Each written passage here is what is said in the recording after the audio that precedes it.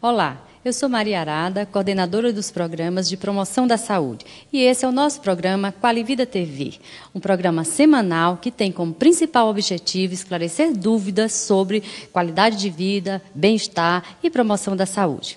Hoje, nós vamos abordar aqui um tema extremamente interessante, apesar de ter uma abordagem bastante antiga, que é sobre aleitamento materno. Bem, doutora Ana, a doutora Ana, que é especialista nessa prática de aleitamento materno, é professora doutora da Unifesp, coordenadora do programa de incentivo ao aleitamento materno, também da Unifesp. Então, nós temos uma especialista hoje aqui e vamos esclarecer algumas dúvidas e passar um panorama nacional hoje aqui com relação ao aleitamento materno. Nós sabemos também, doutora Ana, que o aleitamento materno é um indicador de saúde mundial, né? Qualquer trabalho que a gente lê, em qualquer país, esse tem um cunho importante. Sabemos também que o aleitamento materno previne muitas doenças na criança, né? Diminui internações hospitalares. E essa prática ainda nós estamos falando, incentivando, e ainda também tem os números um pouco aquém do que nós gostaríamos, né? Mas para iniciar a nossa conversa, doutora Ana, vamos começar pedindo uma explicação do que é o aleitamento materno, né? Bom, o aleitamento materno significa alimentar com leite humano, o leite que a mulher produz, né? E, na verdade, a gente poderia dizer que o leite materno é o padrão ouro de alimentação da criança, ou seja, não existe, na verdade, outro alimento melhor do que este. E até quando nossas crianças deveriam ser alimentadas exclusivamente ao peito? A Organização Mundial de Saúde, ela recomenda que a alimentação somente com leite materno se dê até os 6 meses de vida da criança. Ou seja, a criança deve receber o leite materno até os 6 meses sem nenhum outro tipo de alimento. Ou seja, água, chá, sucos devem ser... a sua introdução deve ser postergada além dos 6 meses, né? A partir dos 6 meses, então, é que a criança deve receber outros alimentos. Bem, como a doutora Ana falou, exclusivo é exclusivo, não, doutora Ana? Sem água, sem chá, sem outro tipo de leite. Então, além das vantagens que eu falei logo no início, nós sabemos que o aleitamento materno, ele protege 6 milhões de bebês por ano, segundo a Organização Mundial da Saúde. É uma vantagem com relação à mortalidade. Que outras vantagens nós poderíamos estar colocando aqui para o nosso público com relação à prática do aleitamento materno exclusivo na criança?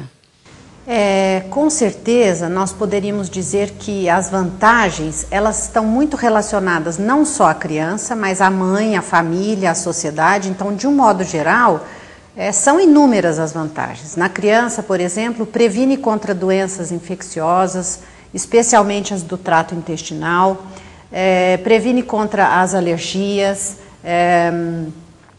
previne, inclusive, hoje já se sabe, por meio de estudos realizados, que a prevenção se dá até para doenças crônicas na idade adulta. Na mulher, a gente pode dizer que a prevenção se dá por meio da amamentação, se dá por meio de prevenção de doenças hemorrágicas, a hemorragia pós-parto. A questão, parece que a amamentação também atua sobre a prevenção do câncer de mama, né? A osteoporose já se sabe hoje. Então, se nós pensarmos, são muitas as vantagens dessa prática, não só para a criança como para a mãe. Apesar do conhecimento, doutora Ana, de todos esses benefícios, o que a gente observa hoje é que a prática de aleitamento materno nas capitais brasileiras, de um modo geral, ela se mantém em torno de 22%, 27%, variando um pouco de estado para estado. E apesar disso, de todas essas vantagens, ainda temos esses índices, digamos, que não são tão aceitáveis para a atualidade. Quais os fatores que a senhora considera que são importantes para o desmame precoce dessa população? Na verdade, nós temos uma explicação do porquê que ainda os índices estão tão aquém do esperado, né? Apesar das inúmeras vantagens que são pronunciadas pela mídia, apesar das campanhas que são feitas, né? E hoje nós entendemos que a questão do desmame é uma questão multifatorial, ou seja, existem inúmeros fatores que estão relacionados ao desmame. Fatores de ordem histórica, fatores de ordem cultural, social e fatores de ordem biológica ou fisiológica, nós poderíamos dizer. Então, a mãe não conhecer como é que se dá o processo de amamentação é um aspecto importante que determina o desmame, porque ela apresenta dificuldades por desconhecimento da técnica. O fato dela não ter visto as suas mães amamentarem, isso é uma questão cultural, histórica, quer dizer, ela não vê na família alguém amamentando, portanto ela não acredita que esta é uma prática adequada. A questão social, ou seja, as empresas, os órgãos, muitos deles não apoiam a mulher que amamenta, então ela é uma mulher discriminada quando volta ao trabalho. Enfim, eu acredito que o desmame se dê por esses inúmeros fatores. Como você colocou, a prática do aleitamento, né, a técnica correta de aleitamento é um fator complicante, né, para que a mãe não amamente.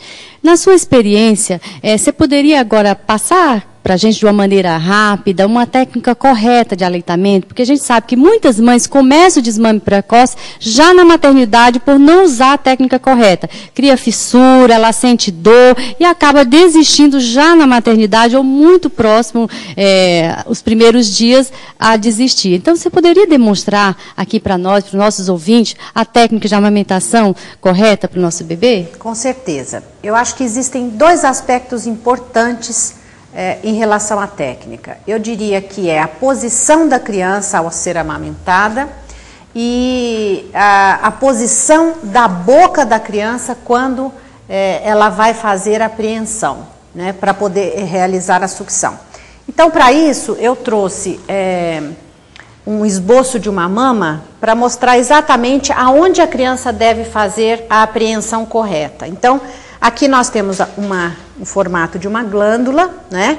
E essa parte escura, chamada areola mamária, é o local onde a boca da criança deve realizar a apreensão. Então, a criança, na hora de fazer a sucção, antes de realizar a sucção, ela deve pegar toda essa região da areola com a sua boca e realizar a sucção.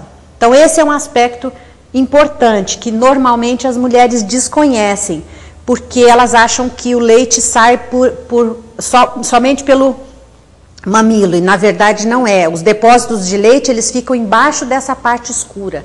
Então é preciso que a criança realize a completa apreensão dessa região. E a posição da criança é muito importante, porque ela tem que ficar próxima da mãe. Então o corpo da criança deve estar em decúbito lateral, a barriga da criança encostada na barriga da mãe, o braço da mãe apoiando toda a criança firmemente e o rosto de frente para a mama, de tal forma que ela possa então fazer essa apreensão correta que nós falamos, né? Uma vez estabelecido esse posicionamento correto, a chance dessa mulher desenvolver uma fissura mamilar, um engurgitamento mamário, a chance fica bastante reduzida. Então, com essa técnica correta, nós podemos ser um fator de proteção para que a gente continue esse aleitamento, é isso? Com certeza. É uma prevenção de problemas que podem vir em decorrência do mau posicionamento, da má apreensão dessa região do mamilo e da areola. Doutora Ana, para finalizar, a senhora gostaria de fazer algumas considerações finais sobre esse importante tema que nós abordamos hoje, como já falei no início, um importante indicador de saúde para as nossas crianças? A primeira questão que eu acho que precisa ficar evidenciada é a questão de que não existe leite materno fraco, né? O leite materno, ele tem uma composição adequada para todas as crianças e é o melhor alimento para as crianças até os 6 meses, sem dúvida alguma. Então, não existe leite fraco. E uma outra questão é que as mulheres, na maioria delas, elas produzem uma quantidade adequada de leite, ou seja, pouco leite é uma questão muito mais um mito, ou uma orientação inadequada, ou uma prática inadequada, do que uma realidade. Então, as mães podem ter certeza de que elas são capazes de amamentar e que a vantagem está relacionada não só a elas, mas aos seus filhos, com certeza. Nós teremos crianças muito mais saudáveis por meio da prática da amamentação.